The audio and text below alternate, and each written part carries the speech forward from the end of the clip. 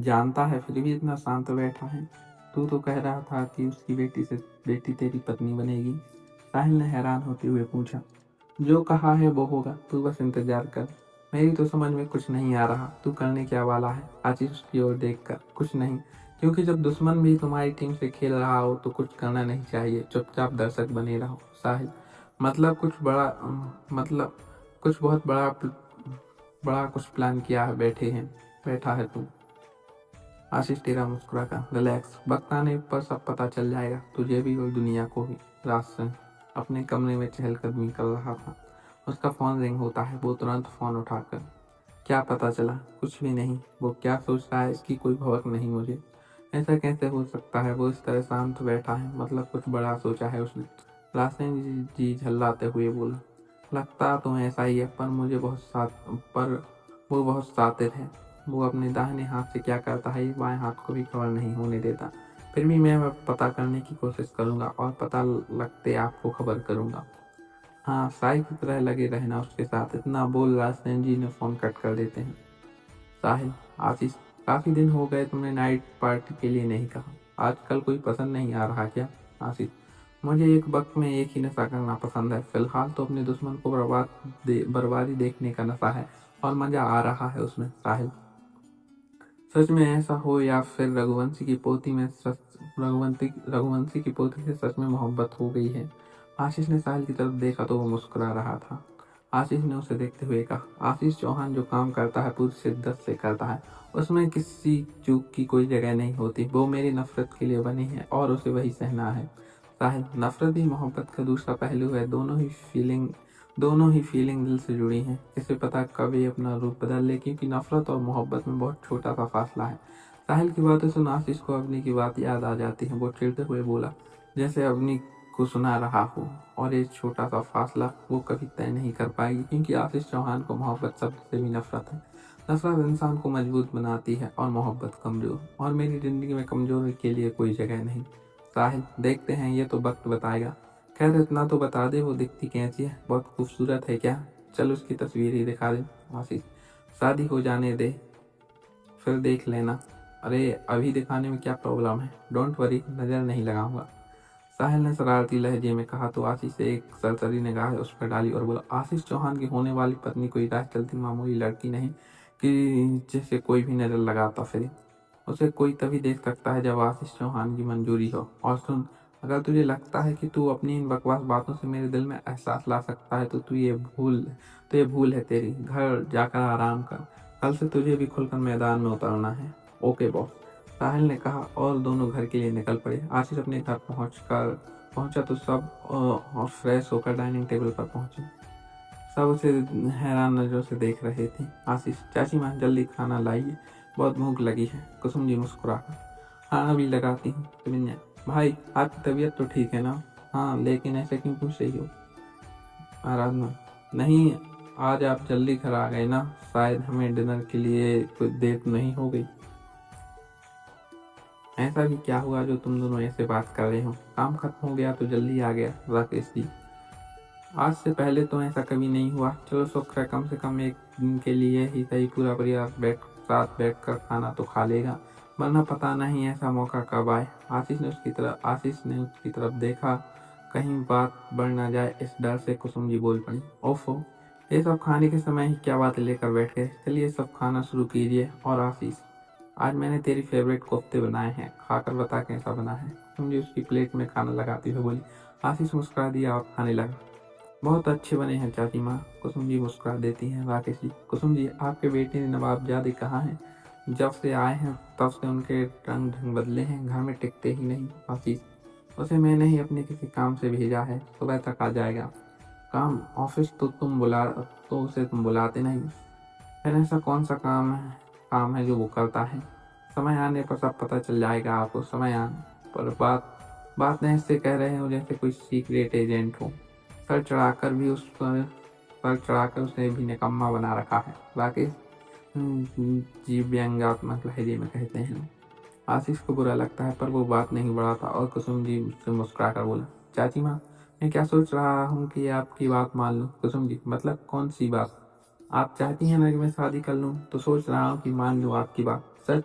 एकदम से खुशी की चहक कर बोलते हैं। आशीष हैरानी से सबकी तरफ देखता है। कुसुम जी, तू सच कह रहा है? मैं कोई सपना तो नहीं देख रही? हाँ भाई, आप मजाक तो नहीं कर रहे? किसान ने कहा तो साक्षी बोली, भाई अगर ये मजाक हुआ ना तो कसम से कह रही हूँ मैं आपसे बात नहीं करूंगी। उन सबको देख कर आशीष हल्के से मुस्कुराया, बोला, मैं कोई मजाक नहीं कर रहा। तुम दोनों को बहुत इच्छा थी ना अपनी भाभी लाने की, तो मैंने सोचा है कि कर लेता हूँ शादी। मेरी बहनें खुश हो जाएंगी। दोनों उठकर आशीष को हक कर लेती हैं। थैंक यू भाई, बस आप जल्दी से एक अच्छी सी भाभी ढूंढ लीजिए, फिर धूमधाम से उन्हें लेकर आएंगे। आशीष मुस्कुराया तो कुसुम जी बोली, कोई है तेरी नजर में या हम ढूंढे? आशीष उनकी तरफ देखते हुए बोले, बस आप बस अपनी बहू की स्वागत की तैयारियां कीजिए, बहुत जल्दी लेकर आऊंगा। वाह, इसका मतलब हमें आपने पसंद कर रखा है। कैसी है वो? कुछ दिनों के बाद खुद देख लेना। इतना बोल बोट कर अपने कमरे की ओर बढ़ गया। ऐसा तीनों अपनी बातों में लग गए। आशीष थोड़ा ही आगे बढ़ा कि उसे राकेश जी की आवाज सुनाई दी। अचानक ये शादी का फैसला कुछ समझ नहीं आया। चल क्या रहा है तेरे दिमाग में? आशीष उनकी ओर घूमकर अपनी पैंट की जेब में हाथ डालते हुए बोला, आपको ऐसा लगता है कि इसमें भी कोई झोल है? राकेश जी, आशीष, वो सब सुनती है जो तू कहता है, मगर मैं वो सुन लेता हूँ जो तू नहीं कहता। ना है रास्ते की पोती की शादी है, कहीं तेरे दिमाग में उसे लेकर तो कुछ नहीं चल रहा? आशीष गहरी सांस लेकर, चाचू अगर आप इतनी अच्छी तरह से मुझे जानते हैं तो फिर ये भी जानते होंगे कि मैंने आज तक अपना हर वादा पूरा किया, तो ये कैसा अधूरा अधूरा छोड़ दूँ?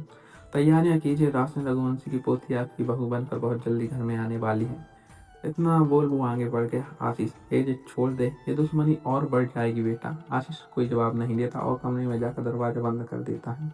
राकेश जी मन मसूर कर रहा था। इधर अवनी के घर में रस्में शुरू हो चुकी थी। सब लोग व्यस्त थे। अवनी अपने कमरे में बैठी थी। राधिका और रानी उसके पास आती हैं और उसे देखकर मुस्कुराने लगी। अवनी पीले रंग के कपड़े और ज्वेलरी पहन तैयार थी। राधिका, अरे वाह नंदन जी, आप तो बहुत प्यारी लग रही हैं। अवनी हल्के से मुस्कुरा देती है। रानी, चलो बाहर सब बुला रहे हैं। अवनी उनके साथ बाहर आती है। सब उसे बैठा कर रखने शुरू करते हैं। साथ में नाच गाना भी चल रहा था। सब घर वाले और कुछ रिश्तेदार ही थे। बाहर वालों को शामिल नहीं किया गया था। सब बारी बारी अवनी को हल्दी लगाते और अवनी की नजर सत्यम पर गई, जो एक और नम आंखें लेकर उसे देख रहा था। मगर अवनी से नजर मिलाती ही वो मुड़कर कमरे की ओर बढ़ गया। सिर्फ 2 दिन भाई, फिर हमेशा के लिए चली जाऊंगी। उसके बाद पता नहीं कब मिलना होगा। अब तो नाराजगी छोड़ दीजिए भाई। सत्यम की आंखें झलक आती हैं। वो वापस मुड़कर उसकी तरफ देखता है। यहीं पर हमारी अवनी की भी कहानी आंखें के नम साथ थी। अंत होता है। अगर सत्यम आप उसके लोग को पास हमारी आकर कहानी उसकी अच्छी आंखें लग साफ रही हो तो करने के वीडियो को बाद लाइक करके चैनल को सब्सक्राइब करें। बोला, मिलते हैं तू नेक्स्ट जानता वीडियो है में। ना, तेरे आंसू अच्छे नहीं लगते मुझे। नाराज नहीं हूँ तुझसे, बस बुरा लग रहा है कि तू ऐसे कैसे मान गई। अभी तो ढंग से देखा भी नहीं तुझे और तुमने जाने का फैसला कर लिया। एक बार मना कर दी तो देखते कि कैसे तेरी शादी हो जाती। और रास्ते जी की तरफ घूरते हुए बोला, रास्ते जी, प्रताप समझाइए अपने सपूत को। बच्चा नहीं हूँ मैं, जो हो बात बात पर मुझे समझाना पड़े। और वैसे भी अपनी बहन से बात कर रहा हूँ तो किसी को बीच में बोलने की जरूरत नहीं है, क्योंकि मैं आपका ही नियम है। ये आपका ही नियम है ना कि जब दो बड़े बात कर रहे हैं तो छोटे को बीच में नहीं बोलना चाहिए। वैसे ही जब दो छोटे बात कर रहे हो तो बड़ों के बीच में नाक नहीं घुसेड़नी चाहिए। उसकी बात सुन जहाँ सब लोग स्तब्ध थे, वहीं कुछ लोग मुंह दबाए हंस रहे थे। रास्ते जी उसे घूर कर देखते हुए बोले, अपनी तमीज और तहजीब दोनों भूलने लगे हैं आप। परिवार की मान प्रतिष्ठा का भी ख्याल नहीं है आपको, तो क्या फर्क पड़ता है? ये सब संभालने के लिए आप है ना। सालों से इस मान प्रतिष्ठा के नाम पर जिंदगियों की डोर अपने हाथ में ले रखी है और एक सर्कस के रिंग मास्टर की तरह अपनी मर्जी से चला रहे हैं सबको। एक बार भी मेरी बहन से उसकी मर्जी नहीं पूछी गई, सीधे उसकी जिंदगी का फैसला कर दिया गया और उसकी कोई आपत्ति भी नहीं हुई, जैसे कि वो कोई इंसान नहीं हो। घर में सजाई जाने वाली कोई शो पीस हो। वो अवनी के गाल पर हाथ लगाकर बोल रहा था। उसकी आंखों में नमी उतर गई थी। साथ ही अवनी का शब्द भी जवाब दे गया। उसकी आंख झलक आई। ये देख लगभग सबकी आंखें नम हो चुकी थी। दाससेन जी को सिर चोट कर खड़े हुए बोले, बरखुरदार, हमेशा से इस घर में वही होता है जो हमने चाहा है और हमारे जीते जी आगे भी ऐसा वही होगा। आपको अगर ये घर सर्कस लगता है तो आपका दम घुटता है तो आप अपनी पत्नी के साथ घर से जा सकते हैं। ये सुन सत्यम भी गुस्से से कुछ बोलने वाला होता है कि अपने उसका हाथ पकड़कर उसे सर हिलाकर कुछ भी बोलने से मना करती है। अवनी के आंसू देख सत्यम का दिल भर आया। वो वापस उसके पास बैठ गया और उसके आंसू साफ करने लगा। अवनी, मैं खुश हूँ भाई, आप चिंता मत कीजिए, मगर आपके बिना मेरी हर खुशी अधूरी है।